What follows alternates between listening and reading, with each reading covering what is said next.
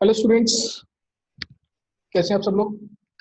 दोस्तों, ये permutation combination का 9th वीडियो है। इस वीडियो में मैं डिस्कस करूंगा सर्कुलर अरेंजमेंट।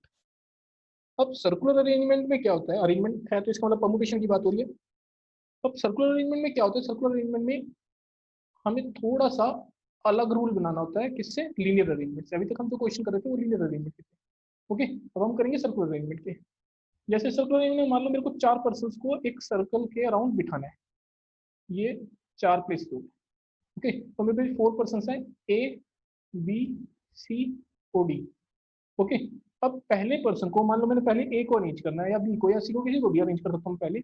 अब ए को मैं इस पोजीशन पे बिठाऊं, यानी कि फर्स्ट पोजीशन मान लेते हैं इसको, सेकंड मान लेते हैं इसको, थर्ड मान लेते हैं इसको, और फोर्थ मान लेते हैं इसको। तो एक बात बताओ, एक पहले पर्सन आया, ए आया, और ए कहीं पे भी बैठ गया, यहाँ पे बैठ गया, चलो। तो क्या ए यहाँ पे बैठा या फिर ए यहाँ पे बैठा, इससे अरेंजमेंट पे कोई फर्क पड़ रहा है? नहीं पड़ रहा। क्यों? क्योंकि चारों प्लेसेस एक जैसे ही है। अगर लीनियर होता तो फिर मैं मान सकता था कि भाई चारों प्लेसेस अलग अलग हैं, ये लेफ्ट मोस्ट है और ये राइट मोस्ट है। ये first from second from left है, ये थर्ड फ्रॉम लेफ्ट है, ये सेकंड फ्रॉम राइट है, और ये थर्ड फ्रॉम राइट है। ओके, लेकिन सर्कुलर अरेंजमेंट में ऐसा कुछ नहीं होता। सर्कुलर अरेंजमेंट में पहला पर्सन कहीं पे भी बैठे, एक ही बात है। ओके, तो इसलिए हम फर्स्ट पर्सन को कंसीडर नहीं करते। इसका मतलब क्या है? इसका मतलब यह है कि हम सेकंड पर्सन से अरेंजमेंट की स्टार्टिंग करते हैं। यानी कि मान लो कि ए को पहले बिठाया, ए यहाँ पे बैठ गया, ठीक है, ए यहाँ पे बैठ गया। अब उसके बाद सेकंड पर्सन बी है, बी को मैं यहाँ पे बिठाऊंगा तो ए के कंपैरिजन में वो कहाँ पे है? First to the right of A है। एंड यहाँ पे बिठाऊंगा तो first to the left of A है। और यहाँ पे बिठाऊंगा बी को तो ये सामने हो गया, ठीक है। तो इसका मतलब ये है कि जब भी आप सर्कुलर अरेंजमेंट में पर्सन को बिठा रहे हो, अगर एन पर्सन को बिठा रहे हो सर्कुलर अरेंजमेंट में, तो अरेंजमेंट कितने होंगे? अरेंजमेंट होंगे n-1 फैक्टोरियल अरेंजमेंट होंगे। आप हमेशा एक कम कर देते हो इसमें। ओके, क्यों? क्योंकि फर्स्ट पर्सन का कंसीडर नहीं किया जाता। यहाँ तक कोई कंफ्यूजन? No confusion. चलो एक और केस लेते हैं। ये तो सर्कुलर अरेंजमेंट का, सिटिंग अरेंजमेंट का केस हो गया कि पर्सन को बिठाना है। लेकिन अगर आपको एक गार्लैंड बनानी है, या फिर एक आपको क्या क्या बनाना है, नेकलेस बनाना है। तो नेकलेस में क्या है? अब नेकलेस बनाने का मतलब होता है कि हम बीड्स लगा रहे हैं उसके अंदर। गार्लैंड बना रहे हैं तो इसका मतलब फ्लावर्स लगा रहे हैं। तो एक बार बताओ, एक गार्लैंड मैंने बीड मैंने यहाँ पे लगाई, एक यहाँ पे लगाई, एक यहाँ पे लगाई, एक यहाँ पे लगाई, ठीक है। बीड्स के नाम देते हैं A B C and D. ये नेकलेस बना रहा हूँ, ओके। अब क्या ये जो नेकलेस है, इसमें मैंने ए बी सी डी बनाया, मैं अगर इसको जस्ट पलट दूं तो ये इस तरीके से इसकी मिरर इमेज आ जाती है। यहाँ पे ए आ जाएगा, यहाँ पे बी आ जाएगा, यहाँ पे सी आ जाएगा, और यहाँ पे आ जाएगा क्या? डी। यानी कि मिरर इमेज बन गई आपकी। ये सेम है बिल्कुल। और इसमें मैंने अरेंजमेंट को चेंज नहीं किया, मैंने जस्ट क्या किया, मैंने इसको पलट दिया। इसको गार्लैंड को या फिर आपके नेकलेस को मैंने जस्ट घुमा दिया, ठीक है। तो बच्चों, यहाँ पे जहाँ पे एंटी क्लॉकवाइज और एंटी क्लॉकवाइज से कोई इफेक्ट नहीं पड़ता, यानी कि सेम रहता है, तो उस केस में क्या करते हैं? उस केस में आप अगर एन चीजों को, एन थिंग्स को अरेंज कर दो, तो उसमें आप हाफ कर दोगे, half of n-1 factorial. n-1 factorial तो था ही था, उसका भी हाफ कर दो। क्यों? क्योंकि आधे ही अरेंजमेंट बनते हैं, आधे तो आप पलट के अपने आप ही देख सकते हो। ओके, तो ये आपका केस होता है, ये आपका फॉर्मूला होता है किसका? गार्लैंड का या फिर नेकलेस का। ये आपका फॉर्मूला होता है, और ये होता है आपका नॉर्मल सिटिंग अरेंजमेंट का in what? In sitting arrangement. चलो क्वेश्चन करते हैं कुछ।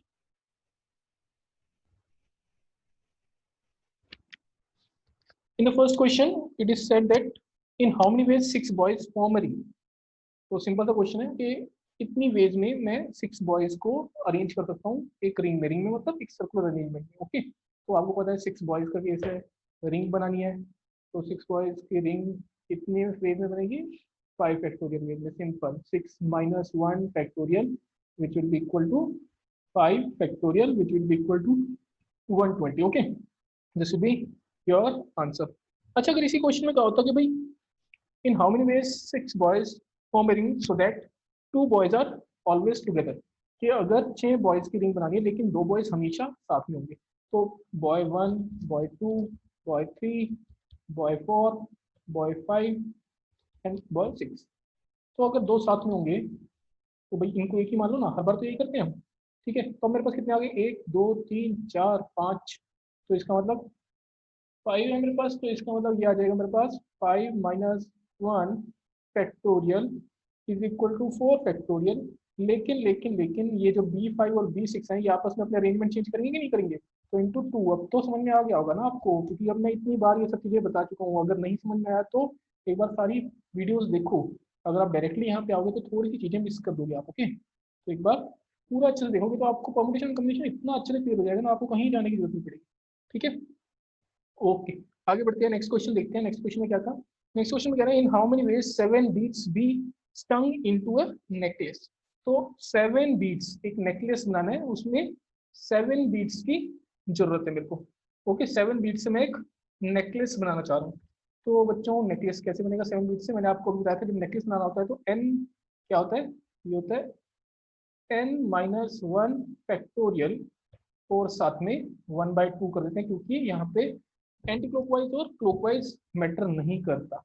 ओके, तो यहाँ पे अगर 7 बीट्स हैं तो इसका मतलब 7-1 फैक्टोरियल इंटू में 1/2, तो कितना आ जाएगा 6 फैक्टोरियल इंटू में half, which is equal to 6 factorial कितना होता है, 6 फैक्टोरियल होता है 720, ये याद कर लो।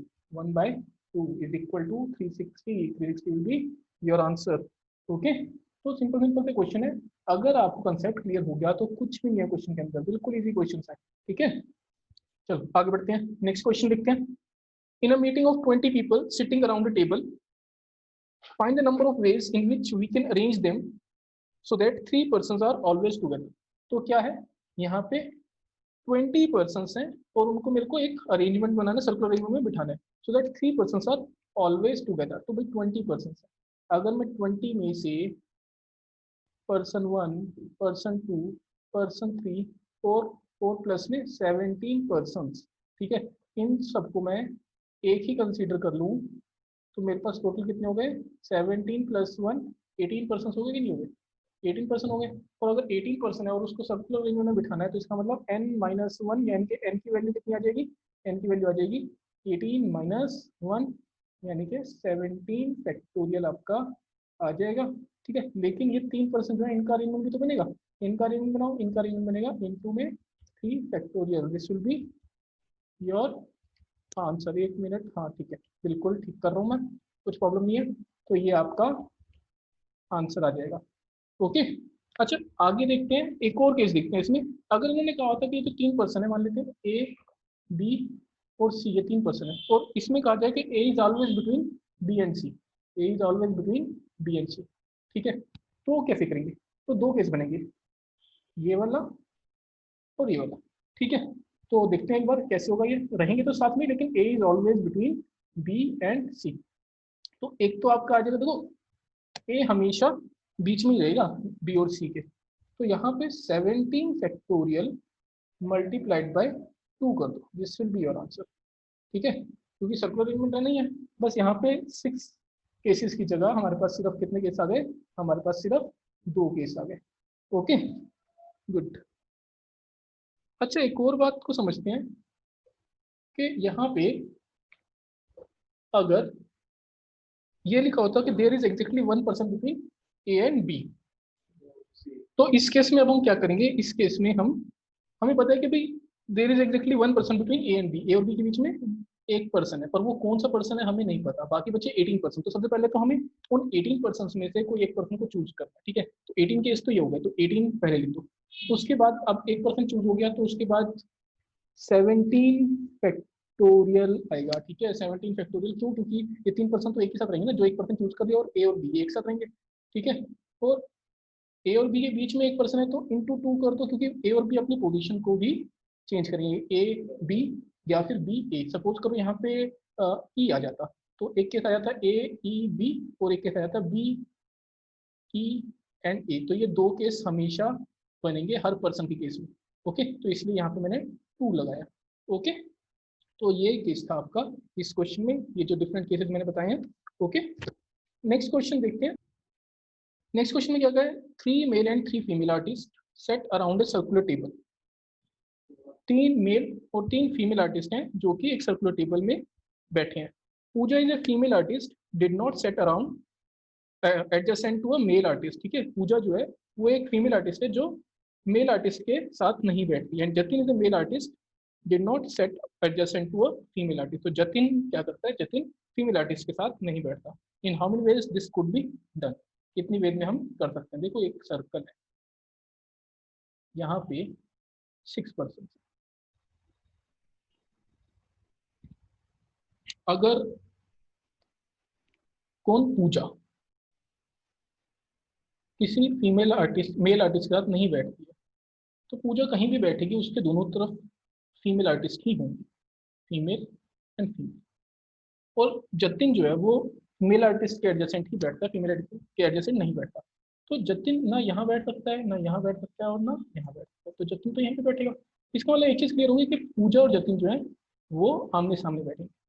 ओके, और ये फीमेल 1 और फीमेल 2, मेल 1 और मेल 2, इन दोनों का ही अरेंजमेंट रहेगा। और फीमेल का भी अरेंजमेंट बस इतना ही रहेगा कि भाई फीमेल 1 यहाँ से यहाँ पे आ सकती है, और मेल का अरेंजमेंट इतना रहेगा कि मेल 1 यहाँ से यहाँ पे आ सकता है। दैट मीन्स फीमेल्स का अरेंजमेंट सिर्फ 2 ही रहेंगे। F1 इधर से इधर आ जाएगा, तो F2 इधर से इधर आ जाएगी। मेल का भी 2 ही रहेंगे, तो टोटल केसेस मेरे कितने बनेंगे, टोटल केसेस 4 बनेंगे। ओके, कोई कंफ्यूजन है तो बता दो, कमेंट बॉक्स में रख दो, नहीं है तो लाइक कर दो, सब्सक्राइब कर दो, बाकियों से शेयर कर लो। ठीक है, ओके स्टूडेंट्स, आज के लिए इतना ही। आप नेक्स्ट वीडियो में हम क्या करेंगे, अब हम कॉम्बिनेशन के क्वेश्चंस को सॉल्व करेंगे। Okay, thank you very much, have a nice day.